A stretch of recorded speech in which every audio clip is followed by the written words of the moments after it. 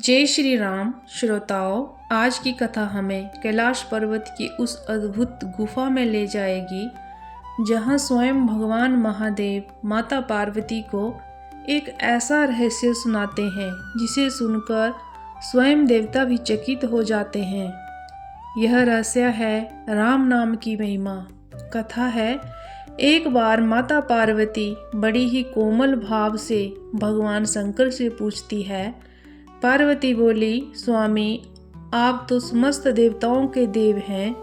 आपके पास मृत्युंजय मंत्र है।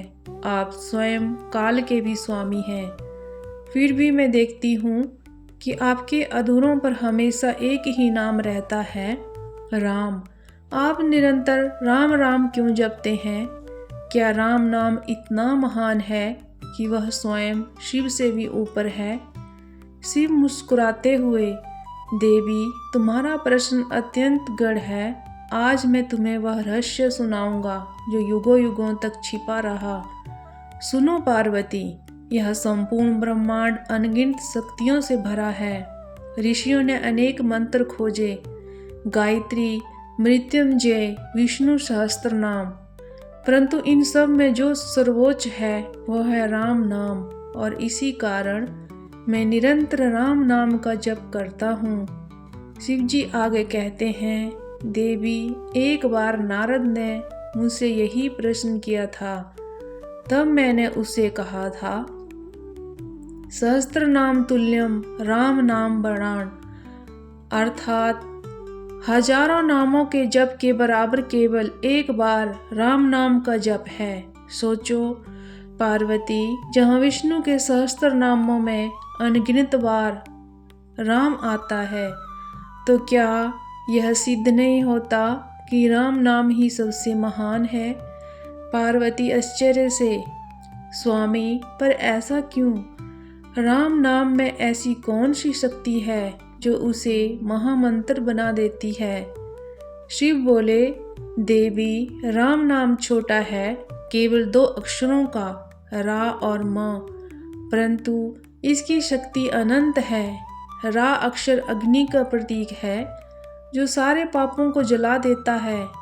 म अक्षर जल का प्रतीक है जो शांति और अमृत प्रदान करता है। इस प्रकार ये नाम पाप को जलाता है और आत्मा को निर्मल करता है। इसीलिए इसे महामंत्र कहा गया है। शिवजी आगे समझाते हैं, देवी, भागवत में अजामिल की कथा आती है। वह ब्राह्मण जीवन भर पाप करता रहा, परंतु मृत्यु के समय उसने अपने पुत्र को पुकारते हुए नारायण कहा। सिर्फ एक बार नाम लेने से ही उसके सारे पाप मिट गए। विष्णु दूत आए और उसे मोक्ष दिलाया। अब सोचो, जब नारायण कहने से इतना फल मिला तो स्वयं राम नाम तो मोक्ष का साक्षात द्वार है। पार्वती बोली, स्वामी, क्या स्वयं राम भी अपने नाम को महान मानते हैं? शिव, हाँ देवी। लंका विजय के बाद जब राम अयोध्या लौटे तो एक साधु ने उनसे यही प्रश्न किया था। राम ने मुस्कुराकर कहा, मेरे बल या सेना से नहीं बल्कि मेरे नाम के प्रभाव से रावण का नाश हुआ। स्वयं भगवान मानते हैं कि नाम ही सबसे बड़ा बल है। शिवजी आगे कहते हैं, तुलसीदास नामक संत ने राम नाम की महिमा का गान करते हुए कहा, राम नाम बड़ भाग्य बखाना सकल सिद्धि, सब राम ही ठाना। उन्होंने यह भी कहा, राम नाम मणिदीप धरो, जी है देहरी द्वार, तुलसी भीतर बाहरे रहूं, जो चाचा सो उजियार। अर्थात यदि तुम अंधकार मिटाना चाहो तो अपनी जीभा पर राम नाम का दीपक रखो, भीतर और बाहर दोनों प्रकाशित हो जाएंगे। पार्वती बोली, स्वामी, पर क्या नाम और भगवान अलग हैं? शिव बोले, नहीं देवी, नाम और नामी में कोई भेद नहीं। जैसे अग्नि कहने से, मात्र कहने से ही मन में अग्नि का स्वरूप प्रकट होता है, वैसे ही राम कहने से राम स्वयं प्रकट हो जाते हैं। राम से बड़ा राम का नाम है, क्योंकि नाम के बिना नामी तक पहुंचना संभव नहीं।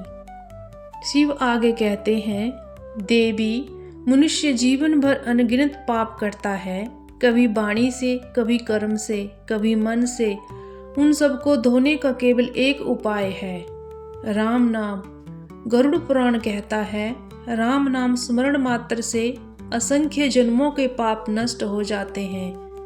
यही कारण है कि मैं निरंतर राम नाम जपता हूँ। शिव बोले, देवी, त्रेता युग में यज्ञ सबसे श्रेष्ठ था, द्वापर में पूजा और ध्यान, परंतु कलयुग में यह सब कठिन है। इस युग में केवल एक ही नाव है जो मनुष्य को भवसागर से पार उतार सकती है, वह है राम नाम। इसलिए कहा गया है, कलयुग केवल नाम आधारा, सुमरी सुमरी नर उतरह पारा। शिवजी आगे स्मरण करते हैं, देवी, क्या तुम्हें वह प्रसंग याद है जब राम ने सेतु निर्माण के पहले मुझे पूजने का संकल्प किया था? राम ने मेरे लिए शिवलिंग स्थापित किया और स्वयं मेरी आराधना की। उस दिन से मैं रामेश्वर कहलाया, यानी राम के ईश्वर। सोचो देवी, जो राम स्वयं शिव की पूजा करे और शिव निरंतर राम जपे, यह नाम कितना अद्भुत होगा। पार्वती जी यह सुनकर आंखें मूंद लेती हैं और कहती हैं, स्वामी, अब मैं समझ गई, राम नाम ही महामंत्र है। यह पापों का नाश करता है, मोक्ष का द्वार खोलता है और भगवान तक पहुंचने का सबसे सरल मार्ग है। अब मैं भी हर श्वास में राम नाम का स्मरण करूंगी। देवी, यही कारण है कि मैं निरंतर राम नाम का जप करता हूँ। राम नाम से बड़ा कोई मंत्र नहीं, राम नाम से श्रेष्ठ कोई साधना नहीं। इसीलिए यदि मनुष्य जीवन में कुछ भी न कर पाए तो केवल राम नाम का स्मरण करे, वह निश्चित मुक्त हो जाएगा। श्रोताओं, ये थी कैलाश पर्वत की वह पावन कथा जहाँ स्वयं महादेव ने माता पार्वती को राम नाम का रहस्य सुनाया।